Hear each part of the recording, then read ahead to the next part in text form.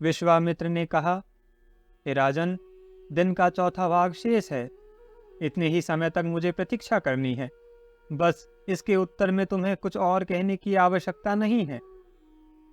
राजा हरिश्चंद्र से इस प्रकार निर्दयतापूर्वक निष्ठुर वचन कहकर और उस धन को लेकर कोप में भरे हुए विश्वामित्र तुरंत वहां से चल दिए।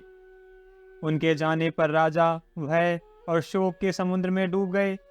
उन्होंने सब प्रकार विचार करके अपना कर्तव्य निश्चित किया और नीचा मुंह करके आवाज लगाई, जो मनुष्य मुझे धन से खरीदकर दास का काम लेना चाहता है, वह सूर्य के रहते रहते शीघ्र ही बोले। उसी समय धर्म चांडाल का रूप धारण करके वहां आए।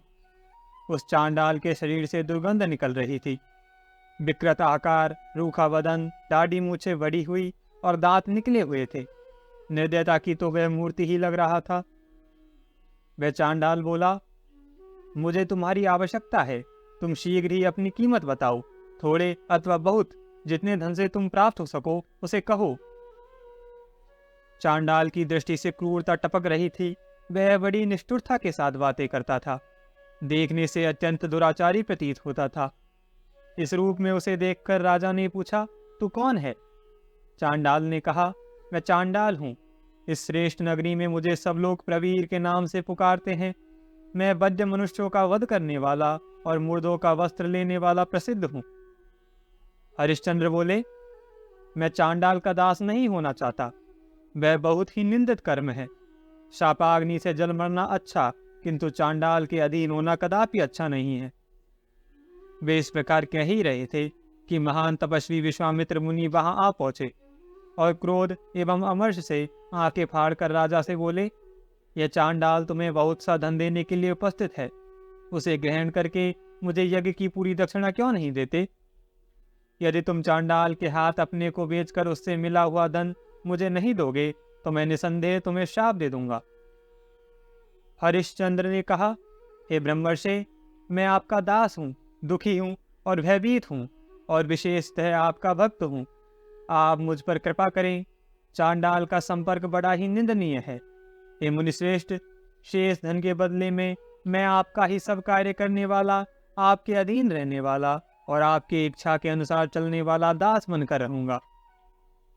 विश्वामित्र बोले, यदि तुम मेरे दास हो तो मैंने 1 अरब स्वर्ण मुद्रा लेकर तुम्हें चांडाल को दे दिया। अब तुम उसके दास हो गए। मुनि के ऐसा कहने पर चांडाल मन ही मन बहुत प्रसन्न हुआ। उसने विश्वामित्र को धन देकर राजा को बांध लिया और उन्हें डंडों की मार से अचेत सा करता हुआ वह अपने घर को ले गया।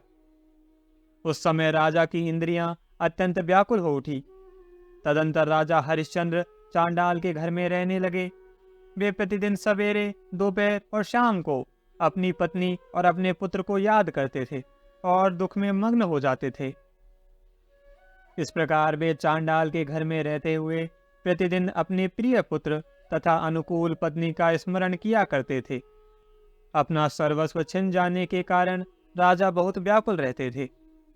कुछ काल के बाद राजा हरिश्चंद्र चांडाल के वश में होने के कारण शमशान घाट पर मुर्दों के कपड़े संग्रह करने के काम में नियुक्त हुए। चांडाल ने उन्हें आज्ञा दी थी कि तुम मुर्दों के आने की प्रतीक्षा में रात दिन यहीं रहो।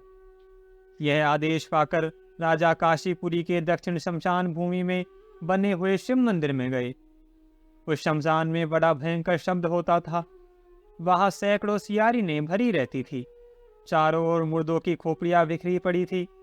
सारा शमशान दुर्गंध से व्याप्त और अत्यंत धूम से आच्छादित था। उसमें पिशाच, भूत, बेताल, डाकिनी और यक्ष रहा करते थे। गिद्धों और गीदड़ों से भी वह स्थान भरा रहता था।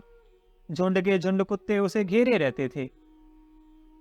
अनेक मृत व्यक्तियों के बंधु बांधवों के करुण क्रंदन से वह शमशान भूमि बड़ी ही भयानक और कोलाहलपूर्ण रहती थी। ऐसी भूमि में निवास करने के कारण राजा न रात में सो पाते थे न दिन में। बारंबार हाहाकार करते रहते थे। इस प्रकार उनके 12 महीने 100 वर्षों के समान बीते। अंत में राजा ने दुखी होकर देवताओं की शरण ली और कहा, महान धर्म को नमस्कार है, जो सच्चिदानंद स्वरूप संपूर्ण जगत की सृष्टि करने वाले विधाता परात्पर ब्रह्म शुद्ध, पुराण पुरुष एवं अविनाशी है। उन भगवान विष्णु को नमस्कार है। देव गुरु बृहस्पति, तुम्हें नमस्कार है। इंद्र को भी नमस्कार है। यूं कहकर राजा पुनः चांडाल के कार्य में लग गए।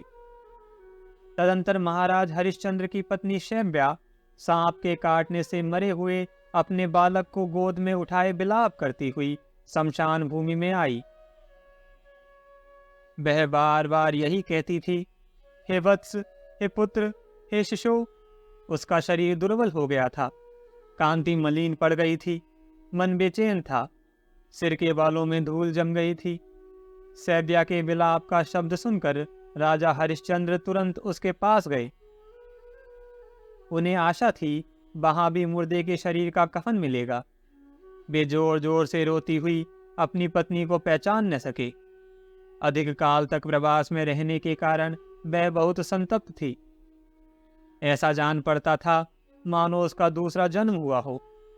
शैब्या ने भी पहले उनके मस्तक को मनोहर केशों से सुशोभित देखा था। अब उनके सिर पर जटा थी। वे सूखे हुए वृक्ष के समान जान पड़ते थे। इस अवस्था में वह भी अपने पति को न पहचान सकी। राजा ने काले कपड़े में लिपटे हुए बालक को, जिसे सांप ने काट खाया था तथा जिसके अंगों में राजोचित चिन्ह दिखाई देते थे, जब देखा तो उन्हें बड़ी चिंता हुई।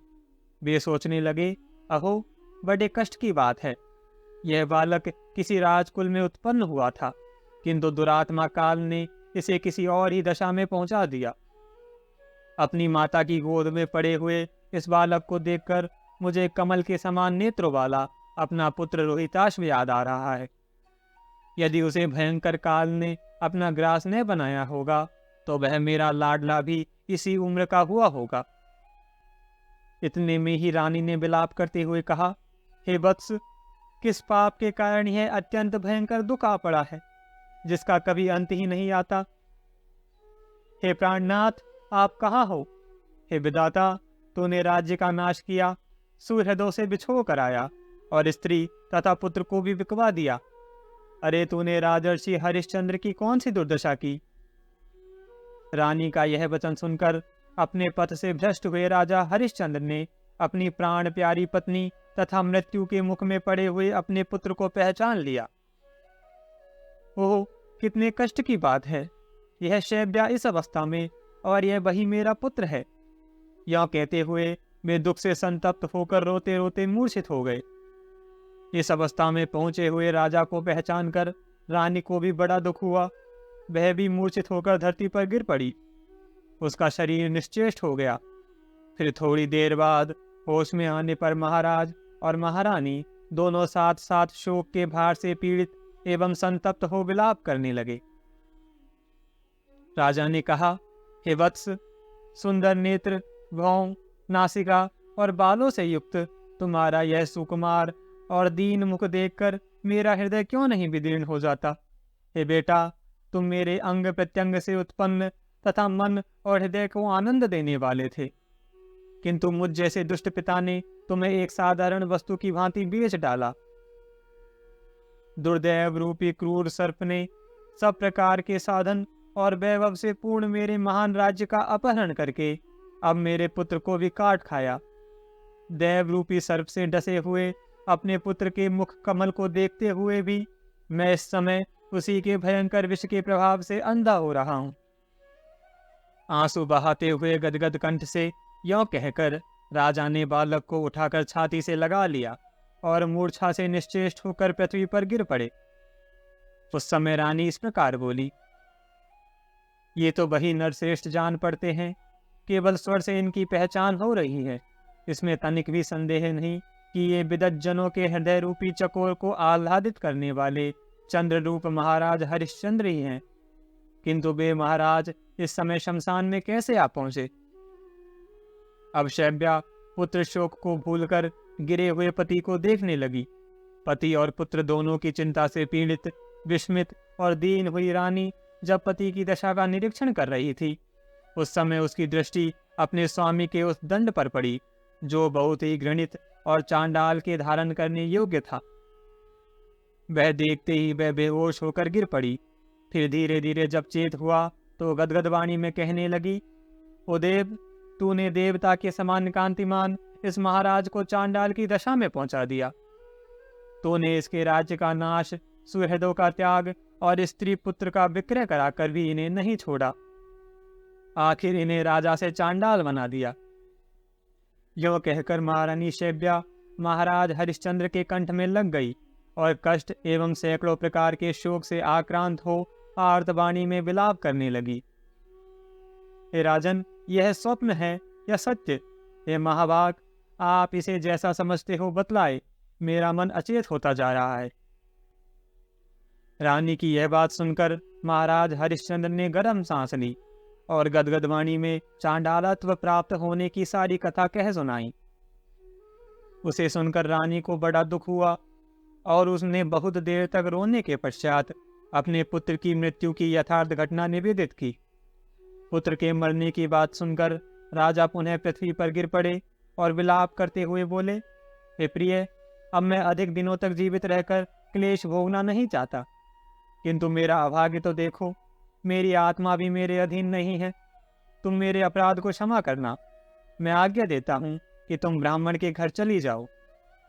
रानी बोली, हे राजर्षे, मुझसे भी अब यह दुख का भार नहीं सहा जाता, अतः आपके साथ ही मैं भी चिता की जलती हुई आग में प्रवेश करूंगी। यह सुनकर राजा ने कहा, हे पतिव्रते, जैसी तुम्हारी इच्छा हो वैसा ही करो। तदंतर राजा ने चिता बनाकर उसके ऊपर अपने पुत्र को रखा और अपनी पत्नी के साथ हाथ जोड़कर सबके ईश्वर परमात्मा नारायण श्री हरि का स्मरण किया, जो हृदय रूपी गुफा में विराजमान है तथा जिनका वासुदेव, सुरेश्वर आदि अंतरहित ब्रह्म, कृष्ण, पीताम्बर एवं शुभ आदि नामों से चिंतन किया जाता है। उनके इस प्रकार भगवत स्मरण करने पर इंद्र आदि संपूर्ण देवता धर्म को अगुआ बनाकर तुरंत वहां आए और इस प्रकार बोले, हे राजन, हमारी बात सुनो।